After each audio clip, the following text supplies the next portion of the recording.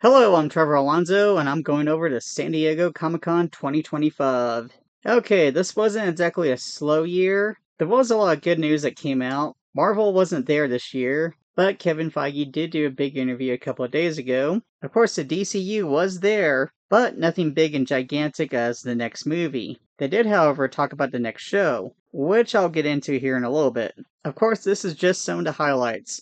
I'm not going to go over every single little thing that came out. There was the announcement of Godzilla X Teenage Mutant Ninja Turtles, which is going to be a lineup of toys, presumably first just with the main four characters. Raphael as Rodan, Michelangelo as King Ghidorah, Leonardo, of course, as Godzilla, and Donatello is going to be Jet Jaguar. Though from the pictures that were released, you only see 3 figures, but there was art that was leaked that show all 4. To me, these looked more turtle-like than Godzilla-like. Also, to me, it feels like 30 years too late, but I'm sure my youngest son would love them. This seems like their Universal line of toys where it was the turtles as Universal monsters, so we're probably not going to get a comic out of this. It's still pretty neat. There was a lot of Friday the 13th news. Or I'm sorry, what they call the Jason universe. The Friday the 13th series doesn't have multiple universes. I don't know why they're calling it that. It's like some executive heard, oh, somebody's talking about a lot of alternate universes. Let's add universe to this and jump on that train. They did announce a new Friday the 13th movie coming out soon, which they've been talking about for a while. So it sounds like new news, but not really. Apparently there was a clip shown for the new series, Crystal Lake, which is going to be more about Pamela Voorhees, but will somewhat feature a later adult Jason. They showed the new Jason Voorhees mask, which is designed by Greg Nicotero. So far sounds great until you see the mask in hard light, which looks more like Casey Jones. Or it actually kind of reminds me of the cartoon drawings of Jason on Tiny Toons, or even Homer Simpson with a hockey mask. This doesn't look good. And I know it's in hard light, but it's got square holes, so it reminds me more of Casey Jones from Ninja Turtles. Just take a regular hockey mask or design a regular hockey mask. If you have to change it up a bit just so you don't have to get sued by some sports company, change it up just a little bit. This looks too cartoonish. It also reminds me of those cheap masks that are sold around Halloween that are not licensed by Friday the 13th. We did get a new trailer for the Angry Orchard commercial for Friday the 13th, which is going to be called Sweet Revenge. Yes, Jason Voorhees has reached that moment, just like the Universal Monsters, back when they started advertising Pepsi or beer with the Universal Monsters. The huge difference is, with those monsters, they were just on the box or in the commercial, but they still pushed the movies more than the commercial. Where this, it feels like they're trying to push the commercial or short more than an actual movie, and the trailer is very generic. It feels like a lot of fan films could do way better. And if you didn't really pay attention, you would notice that everybody's eating an apple because Angry Orchard is apples. Also, it feels kind of weird because it's Friday the 13th, and usually you associate the victims of Friday the 13th with being young teenagers. Of course, it would be camp counselors, so they would be like 18 to 20 something. But then if those victims are 18 to 20 and they're doing this commercial, are they kind of insinuating underage drinking? It's a lot of odd choices here. Jason looks sort of decent in those few shots that you see him. Also, he's wearing that mask, but there's a lot of dark light, so maybe this mask looks better in that light and it was made for that light only.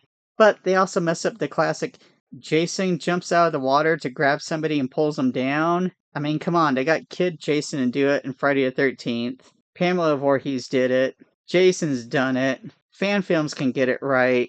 But this one, it looks like somebody's barely coming over the boat and pulling them down. I'll review the short once it comes out, but I don't have high hopes for it.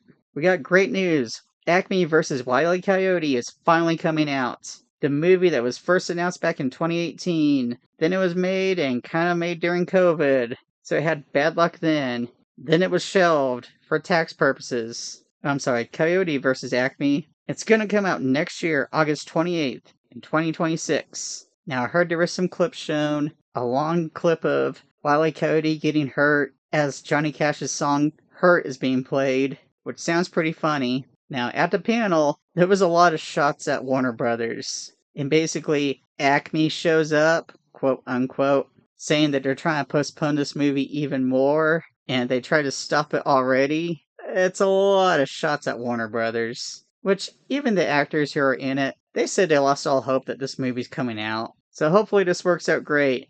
Maybe in the future, just maybe, we'll get Batgirl. But that's a huge hope. Really long shot.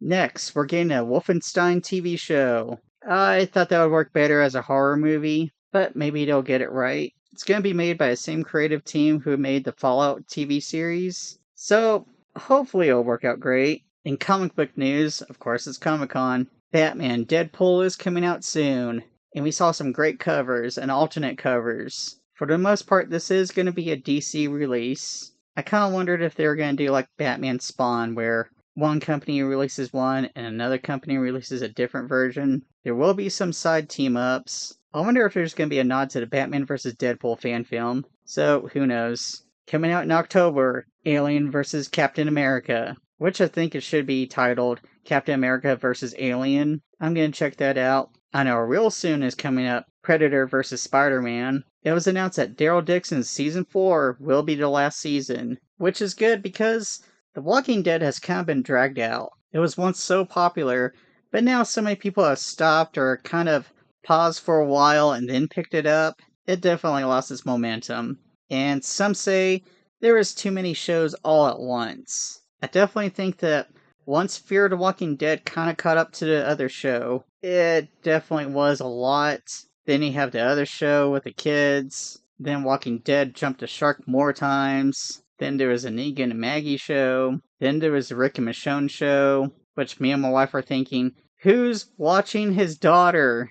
Of course, the DCU is riding high right now with Superman. Of course, John Cena was there with James Gunn, promoting Season 2 of Peacemaker, which may or may not be the last season, who knows. Season 2 looks really good. It is going to deal with alternate universes, which they didn't call an alternate universe at all. They did call it a parallel world. I think everybody is getting tired of multiverses, which this might be the explanation on why Peacemaker is still in this universe. It does show Rick Flag Sr. going after Peacemaker for killing his son. So, the Suicide Squad is definitely in canon, but it definitely seems like loose canon. On the last day, HBO Max did drop a trailer for Welcome to Derry, which is the It prequel show. Now, before they only hinted that Pennywise is coming back, they definitely showed Pennywise. Bill Skarsgård is coming back to play him. This is definitely connected to those movies. I do wonder if they're going to have deleted stuff that was supposed to be in the first movie or the second movie. There was talks that they made a scene where it was a meteor that killed the dinosaurs. This show does take place in the 50s, which is when the book actually took place in. Okay, last but not least, I'm going to mention some of the LEGO stuff. They announced a LEGO Game Boy set, which looks impressive because it's the same size as a Game Boy, looks just like it. The buttons are going to work, but it's not an actual playable system.